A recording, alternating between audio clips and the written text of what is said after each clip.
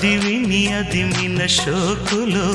ఉరి విడిచిన నెమలికి సవతిగా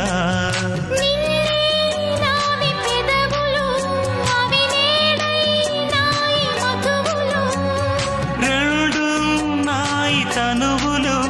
అవి రేపవ్వాలి మనువులు